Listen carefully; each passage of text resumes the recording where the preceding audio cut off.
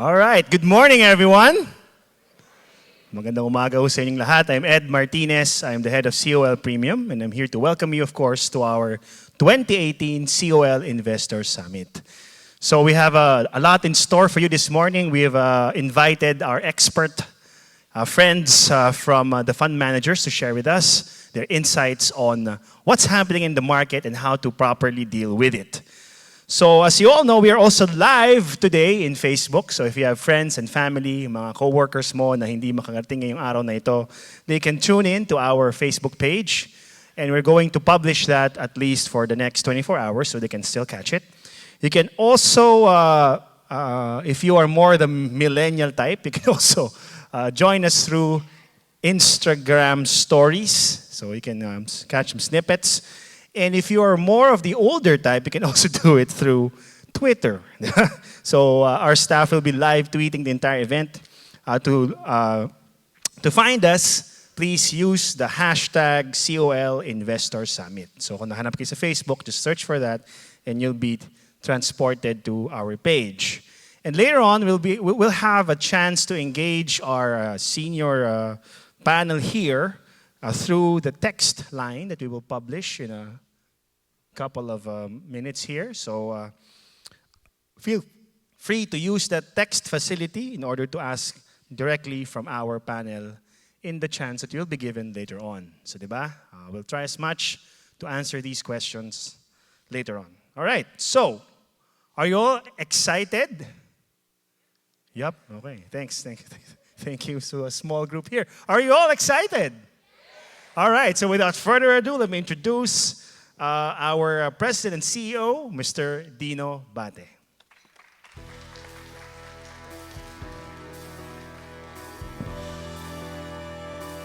Okay, good morning everyone, and thank you for being here today, especially our COL customers and those who are watching us through live streaming and Facebook. We're really happy that we're now able to reach all our customers, especially those who are outside the country. So I'd like to welcome all of you today to the first COL Investor Summit. Before we start this summit, I'd like to thank our fund partners, ATR Asset Management, BPI Investment Management, First Metro Asset Management, Philam Asset Management, Phil Equity Management, and Sun Life Asset Management for partnering with us for this event and in our commitment to educate the individual investor. Okay, we've been planning this event for about 3 months now, and the goal is really to help our customers take control of their future. And regardless of whatever investment journey that you are into at the moment, we want to educate you to help you build and manage your wealth by providing you the proper knowledge, resources, and tools to be able to make well-informed decisions. This summit is coming at a very, timely moment in the market. I guess you're seeing markets are very volatile, and I guess everybody wants to know what they were supposed to do given this market condition. Imagine we were just meeting here about 2 months ago, and we were just talking about the market, and its mood has swung from one end to the other. Today, we bring you local and international investment professionals who will talk about their insights in their field of expertise. These collective insights of the different investment opportunities and strategies will help you take active control of your portfolios and make these decisions. At the same time, I think for those of you who are here today, I encourage you to take advantage of the Q&A session. You get to ask your questions directly to these experts. It's not every day that we have as many seasoned investment professionals in one room. If you've read the recent Calling the Shots report of April, which she published about 2 days ago, she believes that we're going to be experiencing challenging times ahead.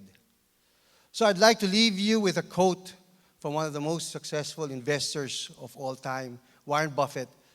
And he said, to be able to be successful or to be able to succeed as an investor, you need to have a framework, a sound framework for making decisions and the ability to follow this framework and stick to it. So today in COL's Investor Summit, we hope that you'll be able to find and create your own investing framework. Thank you and welcome.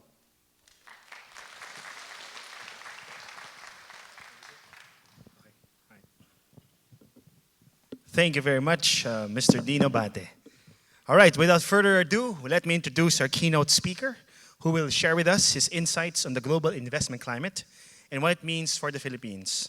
He is the head research Asia for Julius Baer and has more than 20 years of experience in finance and investment, and has held senior research and sales positions in various institutions. Ladies and gentlemen, it is with great pleasure that I introduce to you Mr. Mark Matthews.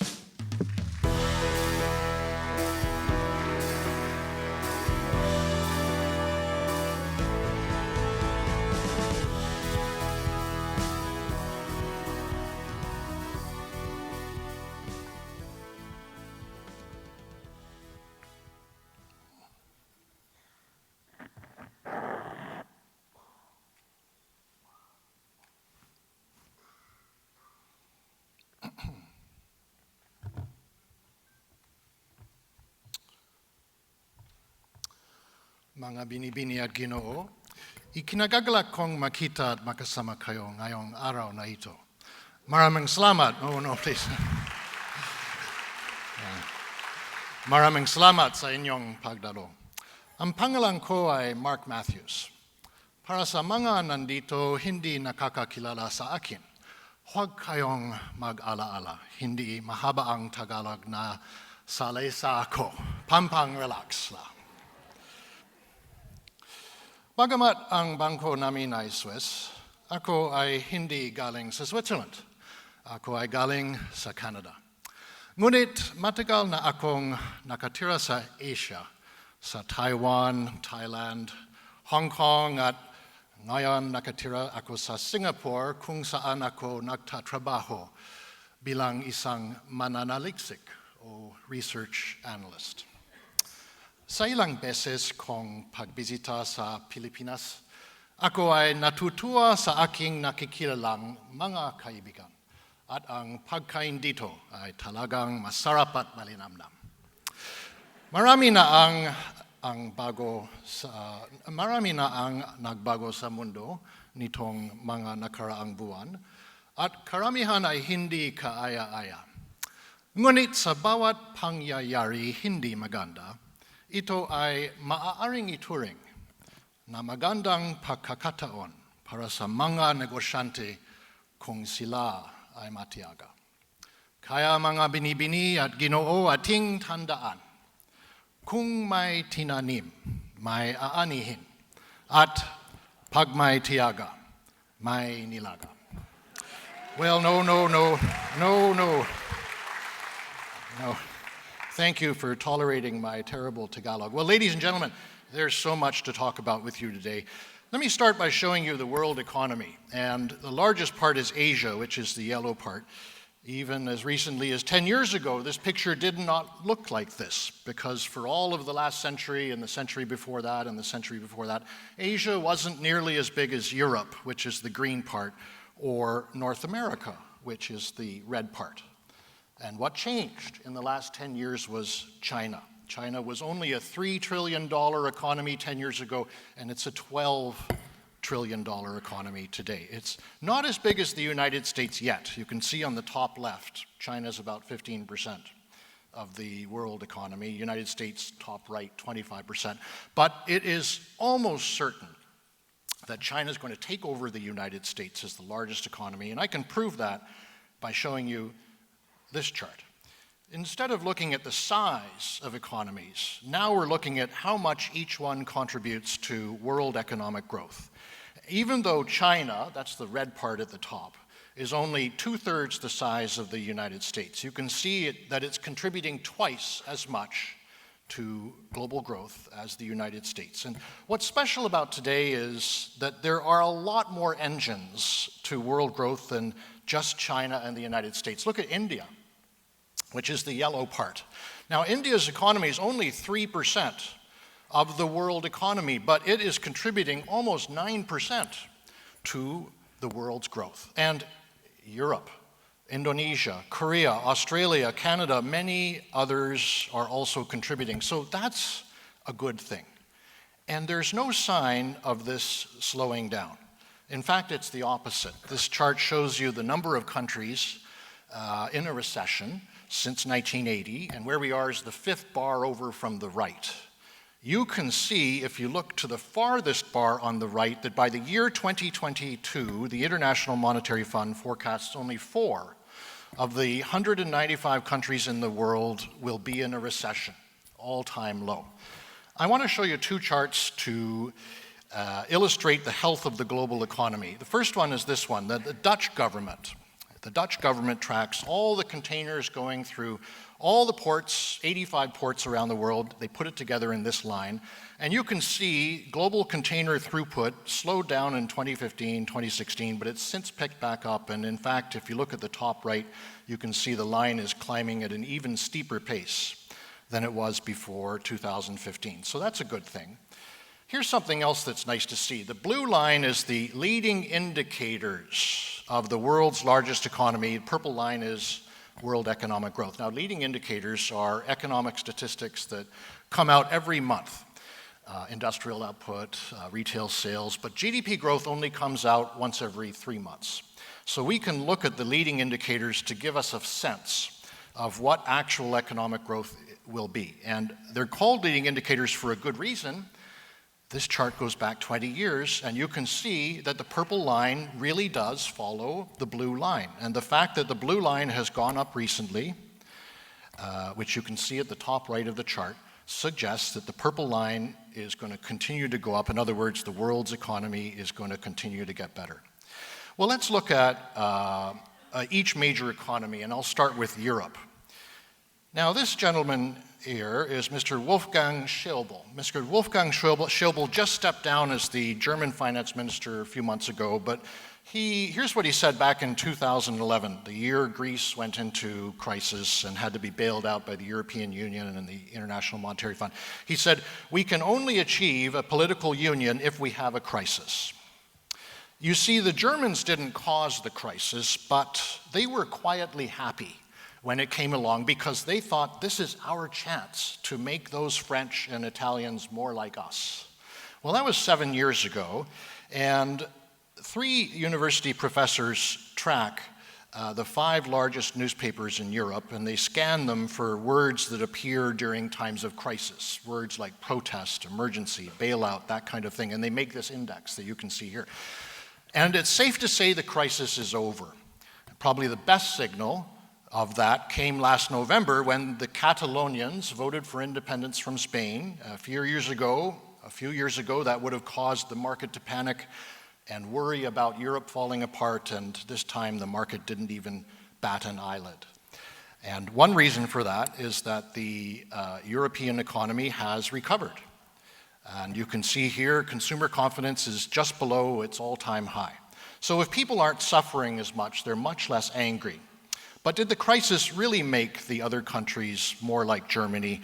Well, here you can see how many minutes per day people spend eating and drinking, in other words, having a good time in various countries around the world. And France and Italy are at the top.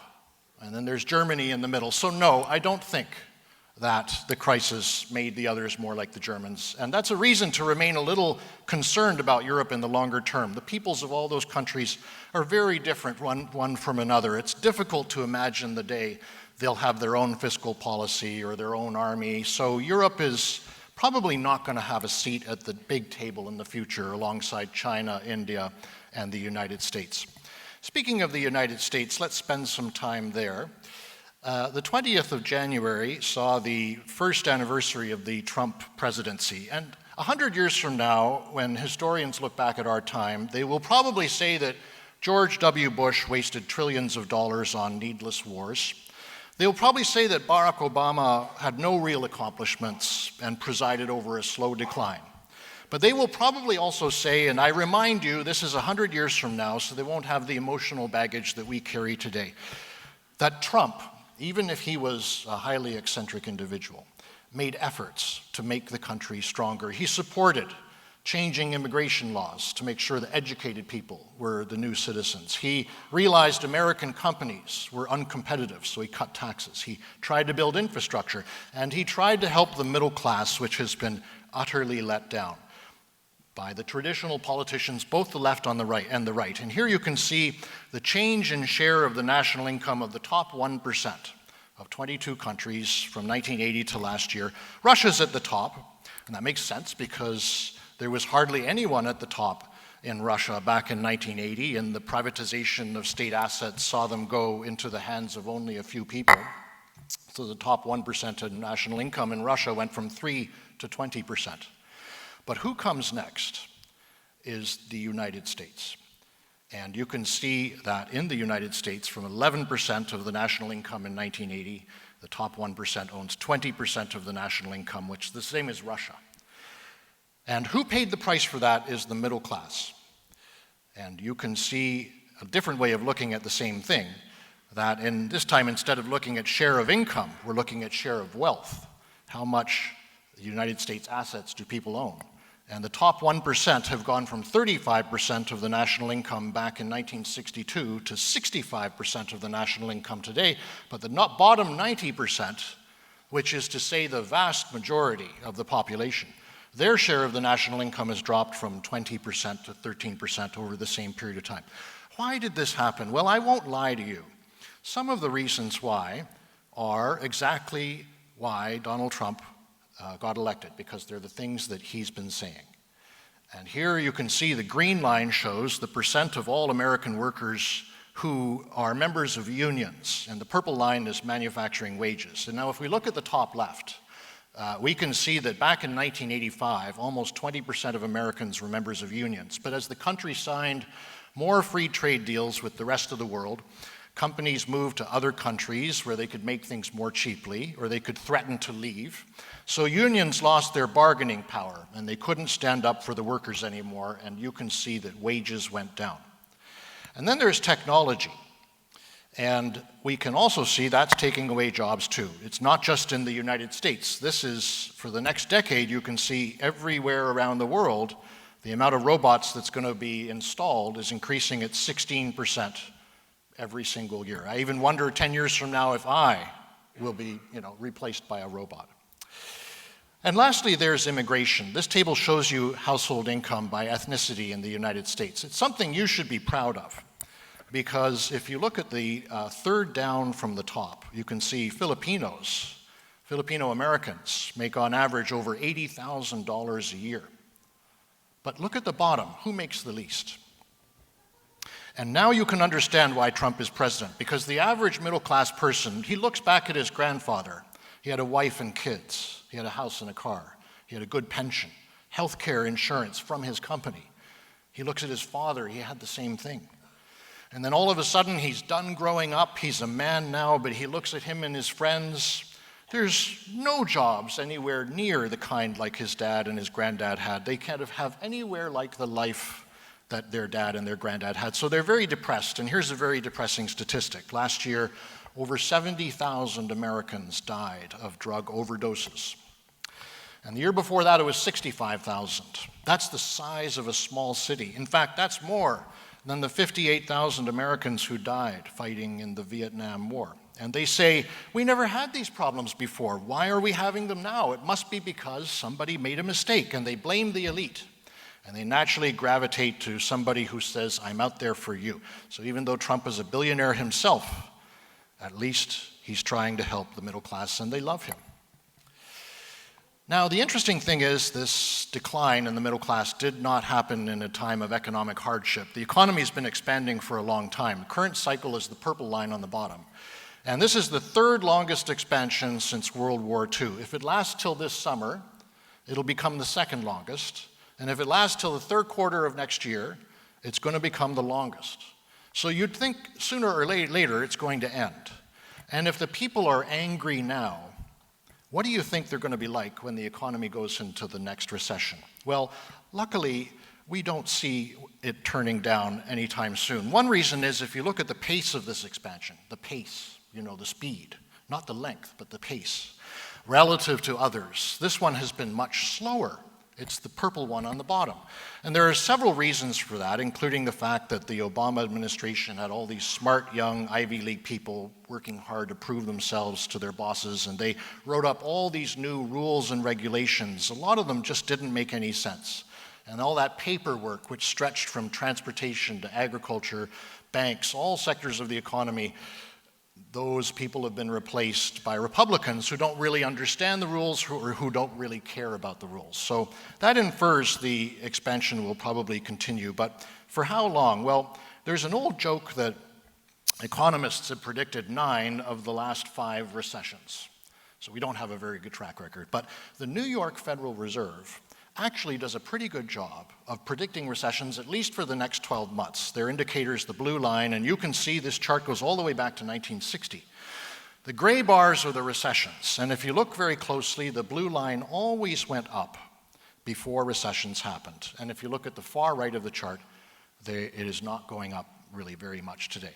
And then there's the tax cuts, and that took effect in January. The corporate tax rate in the United States fell from 29% to 21%, its biggest drop in over 30 years, and that means more research and development.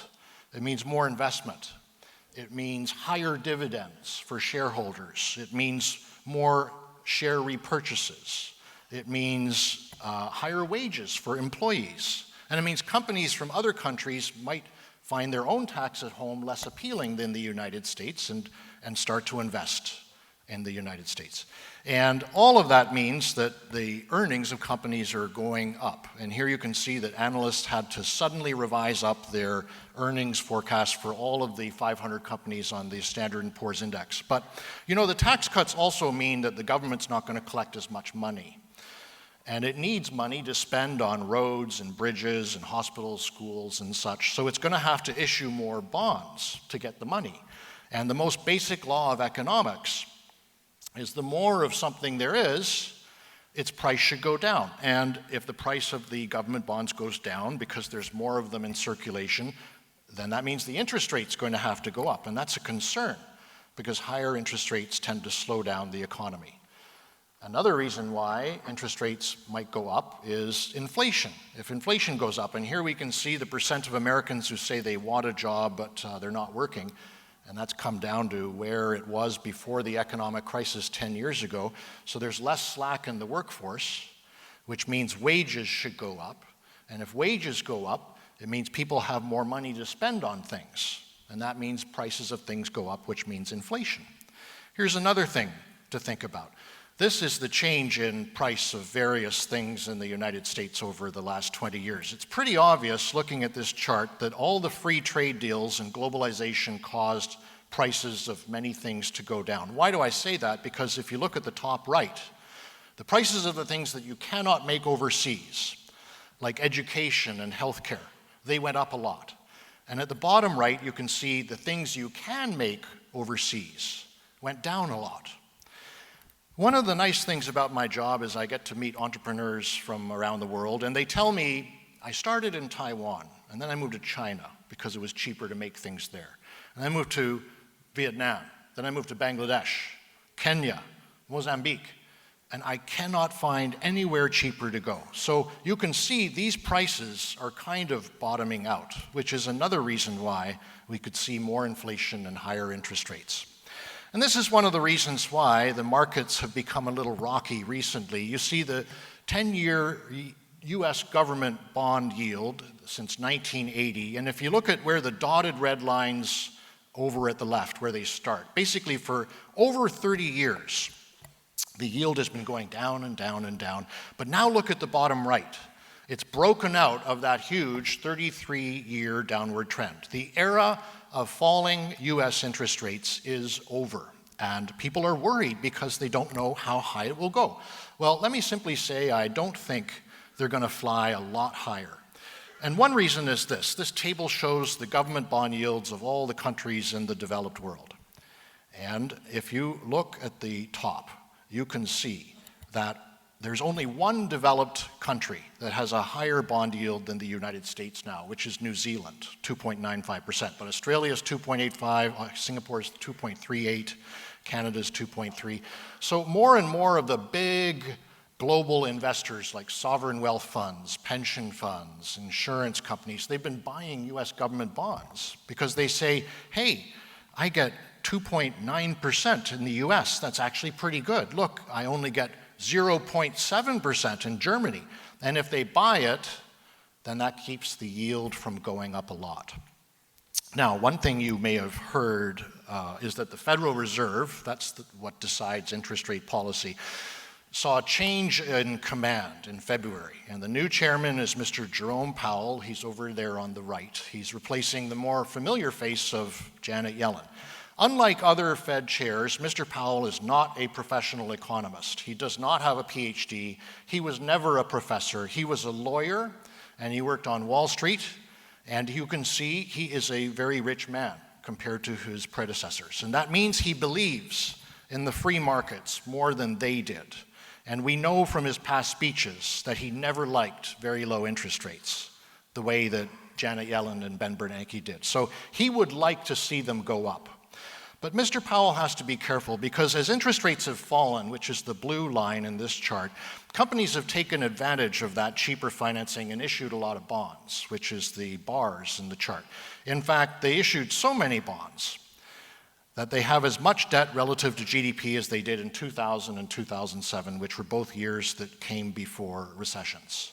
So if the Fed raises rates too quickly, debt costs will rise, companies that borrowed too much would go into financial difficulty, and that would risk bringing down the economy. Now, since I mentioned Mr. Powell, let me point out something interesting to you. No one likes changes, and the market is no exception. You can see here on the left the names of all the chairmen of the Federal Reserve going all the way back to when it started in 1914. And if you look at the second column from the right, every time a new person took over the Fed, within the first 6 months, the market was down. Because even when Mrs. Yellen took over, although she was well known as the most liberal person to run the Fed since the 1930s, it's just human psychology. We don't know the new person. We miss the old person. But eventually we get used to the new person. And the good news is that if you look at the column on the far right, after that initial fall, 12 months later, the market was up in every instance but two. Speaking of stocks, let me turn to asset allocation.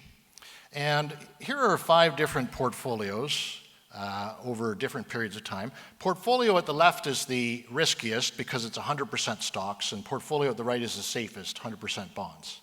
Now let's look at the second in from the left, which is a mix of 75% stocks, 25% bonds. And the point is that I want to make to you, ladies and gentlemen, that no investment strategy is going to outperform every year in a row. Just not possible. For example, this one was down 24.4% in 2008, but then it was up 23.3% in 2013. What we can say is that if you have the patience to buy and hold and save for your retirement, it is better to be in stocks than bonds. If you look at the bottom left, since 1926, stocks have averaged a return of 10.2% per year. Bonds averaged a return of 5.4% per year, as you can see at the bottom right. The risk of owning stocks pays off over the long term. Here's another way of showing you the same thing. If you bought $1 of stocks back when Napoleon was emperor of France, that $1 would be worth $1,136,042 today. Now that same dollar, if you put it in bonds, would be worth $1,649 today. I don't mind if you own bonds. I don't even mind if you own gold. As you can see here, at least gold holds its value over the long term. The only thing that loses its value over the long term is cash. You should not hold cash, because cash loses its value due to inflation. Now, the one thing about bonds and gold and cash that stocks don't have is at least they offer you peace of mind. Prices don't bounce around the way stocks do. And the blue bars in this chart show you how much the world stock market went up or down every year over the last 37 years. And then the little brown squares are how much each market fell the most, each year fell the most, in between the beginning and the end of the year. At some point it was down. And you can see on the far right that it was a very strange year last year because the little brown square is just below zero, which means stock prices hardly went down at all. Now, if you cast your eye over to the left, you can see it is perfectly normal for stocks to go down during the year. In fact, if you look in the middle, there's 1998. Stock prices rose 23% from January to December of that year, but at one point during the year, they were down as much as 20%. So when you buy a stock, my advice is not to look at what the price does. If you do, you will not sleep very well at night. But if you come back and you look in 4 or 5 years, you will be pleasantly surprised. Because you can see here, there are a lot more years when the blue bars are above zero than below zero, which means over time, share prices go up, not down. Now, I can't guarantee that the market will be higher by the end of this year, but I'll just show you one thing. In January, the US stock market rose 5.6%. Now, a rise of that size does not happen very often. In fact, this table shows there were only 11 years in the last 63 years when the market rose 5% or more in January. But the interesting thing is if you look at the column in the middle, that the return from the beginning of February to the end of December was positive in 10 of the 11 years, which is pretty good odds. The thing is, if you look at the column on the right, well, at some point during the year, there was a sell-off of some kind. Yeah, well, once in a while, you're going to get a bear market, ladies and gentlemen, and here are all the bull markets and the bear markets going back to the year 1900. And at the far right, you can see the bull market we're in now is 9 years old. It's up 390%. Now, if you look at what happened before this bull market started, there were 8 bear markets and there were 8 bull markets. The bear markets, which are the brown ones, were nasty, but none of them lasted very long. The bull markets vary in size. You see there's 4 big ones and there's 4 small ones. And the 4 small ones lasted about 3 to 6 years. The big ones lasted about 13 to 15 years. And they went up about 800 to 900%. Now, one elephant in the room is the technology sector. And it's no exaggeration to say it's turned into a giant. You see here, the 4 top stocks in the United States are all technology companies: Apple, Alphabet, Microsoft, Amazon, and Facebook. And actually, there's 5 of them, excuse me. And it's because of the tremendous collapse of computing costs that they were able to get this big.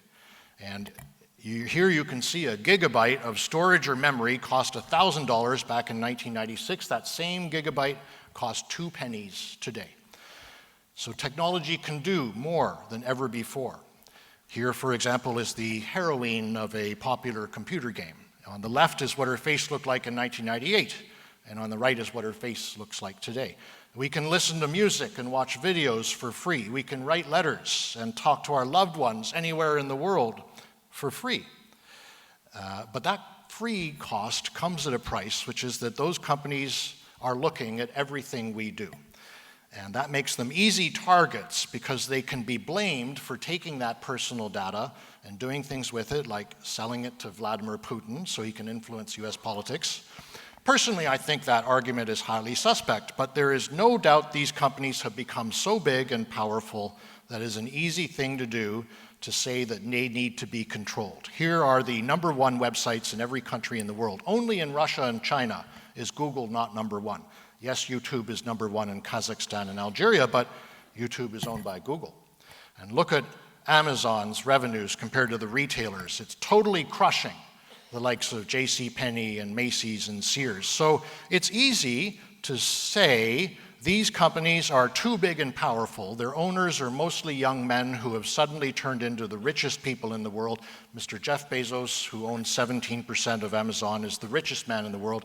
And generally, people don't like people who make a lot of money because they're jealous. right? So Mr. Bezos, who looked like a nice librarian back in 1998, today he actually looks like Bato, your chief of police, don't you think? So technology is going to have to get a lot more humble and a lot less high-flying, and its costs are going to go up, just like what happened to us bankers 10 years ago. Now, does that mean we should not own technology? No. You can see the blue line in this chart is the dot-com stocks back in 1995 to 2000. That's the dot-com bubble in blue. And the purple line is our technology bull market today. It would be wrong to say that they are the same because they're not. Ours has not gone up nearly so much. So it isn't as expensive as the dot-coms were. On the top left are the 5 biggest technology stocks back in the year 2000, Microsoft, Cisco, Intel, Oracle, Lucent. They were good companies, but they had a combined price-earnings ratio of 58.3 times. Now look at the bottom, and you can see Facebook, Amazon, Apple, Microsoft, Google, the 5 biggest technology stocks today are on 21.2 times. That's not really expensive, considering their growth rates are in the mid-teens, and they're going to stay in the mid-teens for the next few years, even with more oversight and higher taxes. And if you look closely, the one that really stands out is Amazon. Amazon's on 68.1 times. Why is Amazon so expensive? Do you know? Well, it's because here are the 20 American companies spending the most on research and development. Right at the top is Amazon. It would have much higher earnings and a much lower price-earnings ratio if it didn't take all this money and put it back into research and development, which will pay off over the future. But I would say you should own a basket because the winners and losers change over time. Each of these companies has different businesses. We can't know for sure which is going to do well. For example, on the left, Apple, you can see, has about 63% of its revenues coming from the iPhone, but a lot of people think we won't be using phones as much over the next 5 years because the internet will be in our glasses, or our contact lens, or our skin. Facebook's working on that. Or it'll be all around us in the Internet of Things. Or you think back 20 years ago, almost every American who was on the internet was on America Online or Yahoo. Who uses those today? So who knows in the future if Facebook or Instagram will be as popular as they are today. So it's better to have a variety rather than just one. Let me finish with Asia. It has a good future. There are more people living in that white circle alone than the rest of the world combined. And most Asian countries are emerging markets. And this chart shows you the relative performance of emerging markets compared to developed markets over 30 years. You can see 4 big waves, 1, 2, 3, 4, and we have just broken out of that last wave. If you look at the far right, last summer, emerging markets stopped their 7 years of underperformance. Now, here you can see so far this year, the 10 best markets are emerging markets. 10 best stock markets so far this year are among the emerging markets. And I want to end just by saying if I could only choose one, I would probably choose China. China is also the largest emerging market if you look at the top right. And I'll give you 3 reasons why the wind is going to be in China's sails for the next few years. The first reason is it's huge. These Chinese cities alone have economies bigger than entire European countries. Shenzhen's economy is the same size as Sweden's. Shanghai's economy is the same size as Holland. Beijing is the same size as Switzerland. But the Swiss are delighted if they can grow at 2%. They jump up and down with joy. Beijing is growing at least about 7% per year. So in a few years, Beijing is going to be much bigger than Switzerland. And here you can see that 18 years ago, retail sales in China were only a quarter the size of American retail sales. This year, they are the same, but it's pretty obvious, looking at the direction of these lines, that China is going to be bigger. In fact, already, China's economy took over the entire euro area this year in size. And 2 years ago, Alipay surpassed Visa to become the largest online transaction platform in the world. And the Chinese stock market is going to get a lot bigger. It's already the second largest in the world, only surpassed by the United States. But here are all the unicorns in the world, unlisted companies with valuations over $1 billion. And the sad part of this map is Europe. Where are all the European companies of the future? There aren't any. But after the United States, who has the most unicorns? It's China. And a lot of these are going to be coming to the market in the next 2 years, including some very big ones like Didi, Xiaomi, Meituan, Lufax. So you can expect a lot more millionaires and billionaires in China over the next few years. And that leads me to the second of the 3 reasons I like China, which is that China no longer wants to be the sweatshop of the world. It knows it will not get rich before it gets old that way. And there's still a perception outside of China that somehow it's poor quality. You see, it says, warning, made in China. But that's just plain wrong. China is moving away from basic industry to higher margin products and services, which in many cases are even more innovative than what's in the West. High-speed trains are just an example. In fact, China files more patents than any other country. It's the red line in this chart. You won't see these products and services in Europe or America because they're just targeting their own market. For example, I showed you Alipay is the largest online payment platform in the world, but who uses it outside of China? Look how many robots are being installed in China compared to the other large economies in the world. And that means higher margins, means more cash flow. The problem with a lot of developing countries is they suffer from brain drain. The smart people leave. China used to be that way. The blue bars are Chinese students studying overseas. The brown bars are students who return home. Now, if you look in the middle, a decade ago, only 1 in 3 were coming home. And if you look at the far right today, most are coming home. That's a good sign. And the last reason I like China, ladies and gentlemen, is that Xi Jinping is a very competent leader. He is firmly in control. He will probably remain in control for a long time, which means the mega projects like Made in China 2025, Belt Road Initiative, they will get done. And he's making China a better run place. The results are right before our eyes. On the top are all the Central Committee members disciplined from the beginning of the People's Republic to when Xi took over in 2012. And below are the ones who've been disciplined just in the last 5 years, as many of the top government officials have been disciplined in the last 5 years as the previous 23. I was in Beijing in January. I couldn't believe how blue the sky was. Usually in the winter, you can barely see across the street. And you can see here the concentration of PM 2.5 particles in Shanghai, 600 back in 2013 and 200 today. One thing you might hear about is that China has a lot of debt. It's true, and it's one of Xi Jinping's main tasks to reduce the debt. But is it really out of control? Well, relative to other big countries, I don't think so. China's debt to GDP is on the left. It has less than Japan and around the same size as Britain, the United States, and the Euro area. Ladies and gentlemen, I've taken up too much of your time already, but allow me to say one last thing. Sometimes people ask me about India. Is it good? And I say yes, India has a big population of young people. Its working age population won't peak until 2050, 35 years after China, which peaked in 2015. But I also tell them I know a place that's even better. It's the Philippines.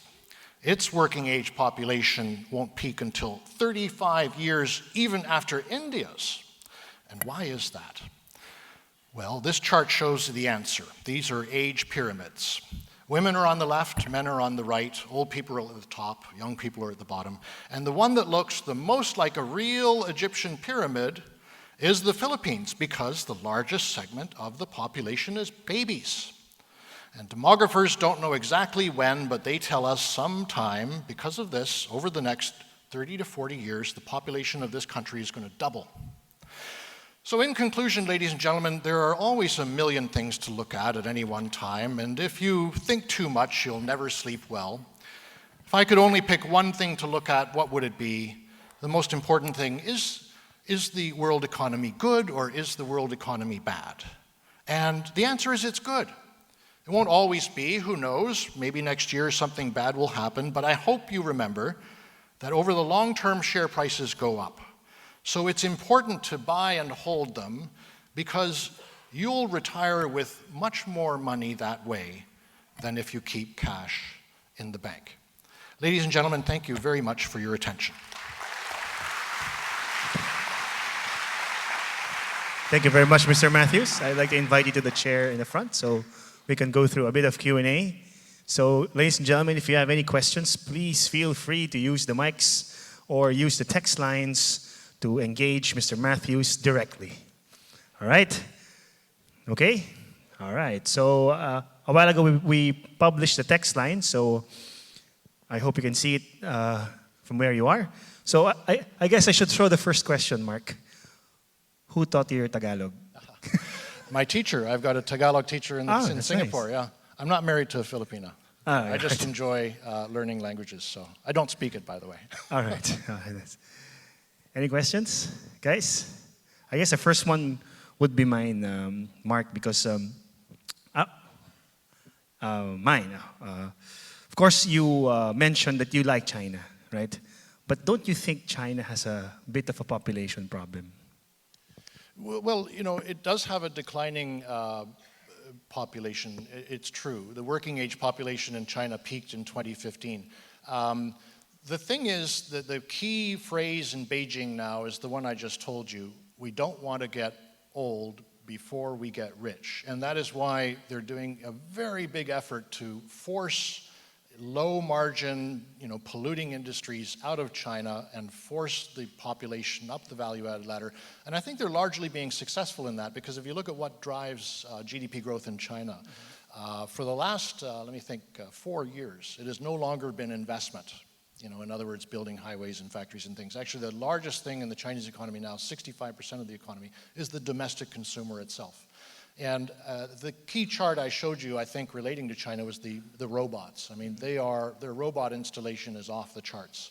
And Japan actually shows us what happens when you install robots, because Japan had to. They've got, 20% of their population over the age of 65. When you install robots, your margins go up. All right. Okay, so that's good to know. So I guess we have one question from our audience. Okay. Oh, our head of research actually has a question. Miss April. Just feel free to approach the mics.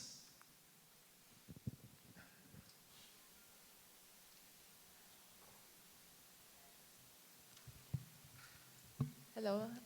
Thank you, Mark, for your very informative presentation. So my question is, I think first of all, one of the key takeaways of your presentation is clearly the correction we're undergoing right now is just a correction and not a bear market. So I have two questions in light of that. The first one is, what do you think will be possible catalysts for, say, a global bear market, if ever it does come out? I mean, what should we watch out for? And secondly, this is in relation to the Philippines. In light of your experience, do weak currencies, rising inflation in themselves cause bear markets? Thank you. Okay, thank you very much, April. So on the first point, if we look back in history, there are only 3 things that cause a bear market. And war is not even one of them, actually, because war tends to, it's terrible, it boosts economic productivity. So the first thing is if interest rates go up too quickly. When the central banks raise rates too quickly, then the cost of financing goes up, and then the relative return of bonds looks quite attractive, so stock prices have to go down to compensate for that. So I do not think that interest rates are going to go up so much that they kill the stock market, simply because we don't see a lot of signs of inflation yet. And maybe that'll change 6 months from now, 12 months from now. I don't think it will. I think the inflation is rising, but at a pace that does not require a very, very sharp rise in interest rates. And actually, if you look back in history, typically where the stock market can't handle interest rates is above 5% for the Fed funds rate. For the 10-year Treasury, and the 10-year Treasury is currently about 2.9. So, the second thing would be valuations are too expensive. I don't think they are. Market's on around 17 times for growth in the mid-teens this year. And the third thing would be a recession. And to the best of our ability, we cannot see a recession on the horizon. I think there was also a question about the Philippines and inflation. I'll simply say that I think what is happening here is the peso's going down for a good reason, which is that the country needs to import more things to build its highways and airports, and therefore they need to issue more bonds, which I said earlier, supply demand, so the price is going to go up, and the peso will go down. But longer term, I think it's happening for a good reason, which is that this country desperately needs infrastructure, and once that's put in place, it'll look much better than it is now. All right. So unfortunately, that's all the time we have for now for this Q&A. Once again, let's all thank Mr. Matthews for sharing his knowledge with us. And thank you, sir.